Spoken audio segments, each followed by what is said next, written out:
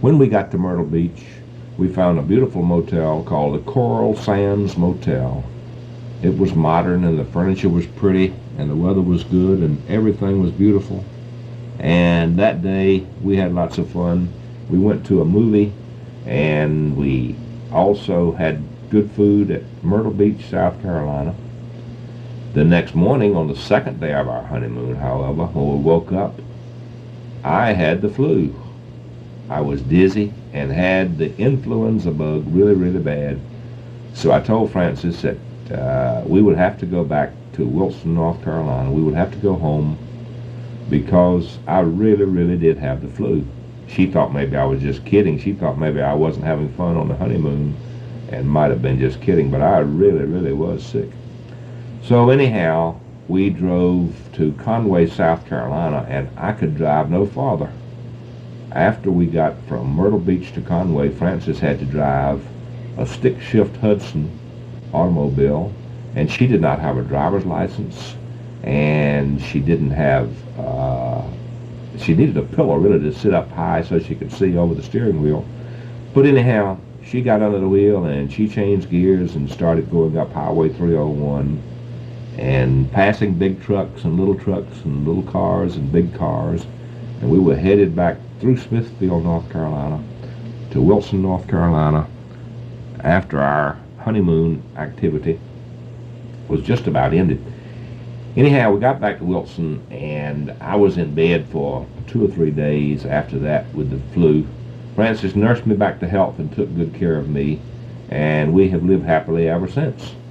So it shows that even if for your honeymoon you have difficulty and somebody gets the flu on your honeymoon, you still can have a long, long, happy marriage. We've been married for about 40 years now. It'll be 40 years on March the 15th, 1992, and we've had a wonderful life.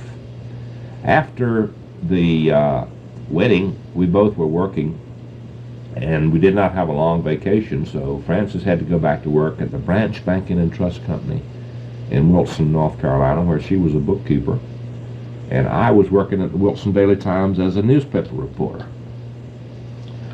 We went back to work, and then we began collecting furniture, and we began fixing up our house. We lived at 1305 Downing Street. My father, Ellie Davis, was living then. James Elmore Davis was living, and we had a 6-room home with 3 rooms for us and 3 rooms for Daddy, and we were there for a few months until we found a nice apartment that we liked, which was on Fairview Avenue in Wilson. Now, the apartment on Fairview Avenue had an interesting thing called a Murphy bed, which was a bed that folded up into the wall. It was a 3-bedroom apartment on Fairview Avenue, and the Murphy bed was the talk of all the neighbors because lots of folks had not seen a Murphy bed at that time. We lived on Fairview Avenue until I had to go into the Army in 1953. In November. I took active duty from the North Carolina National Guard and began a 2-year hitch in the Army at Fort Jackson, South Carolina. Mother lived at that time with Hazel and W.H. in Greenville, North Carolina, and Randy was born in 1954 while Mother was living in Greenville, North Carolina.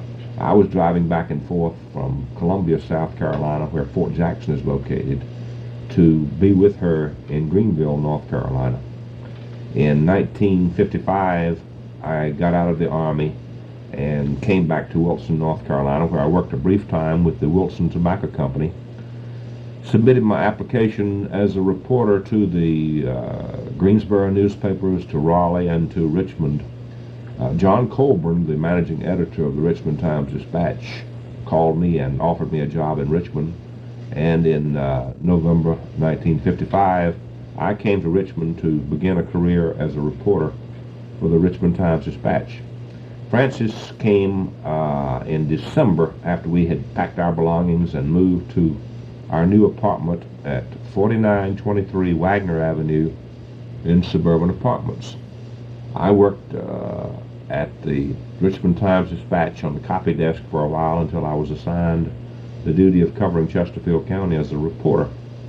My hours, in the meantime, when I had worked on the police beat, were from 5:30 until 2:30 a.m.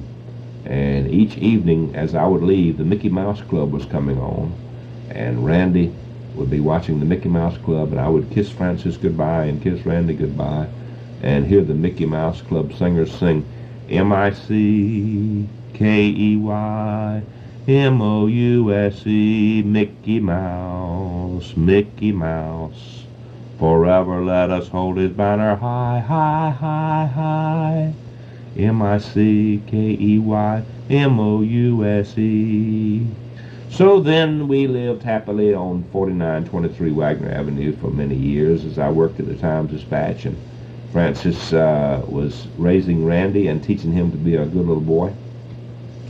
Then we got an opportunity to buy a house at 1307 Barnard Drive in the west end of Henrico County, where we moved in October 1957.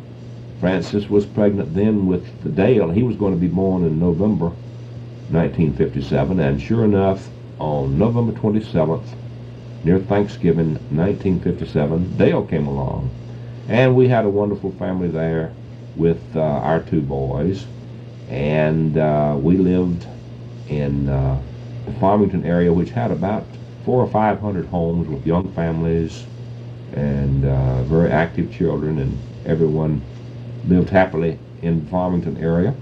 And lo and behold, in 1964, we were blessed with another boy, Frederick Gregory Davis. Frederick came along on February the 29th, 1964.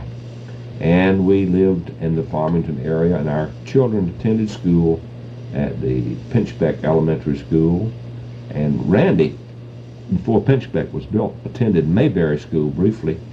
Then when Pinchbeck was built, the children went to Pinchbeck Elementary School. From there, they went to the Byrd Middle School, and from there to Douglas Freeman High School. We were fortunate to live in Henrico County, which had good schools and the opportunity for our children to get a good education.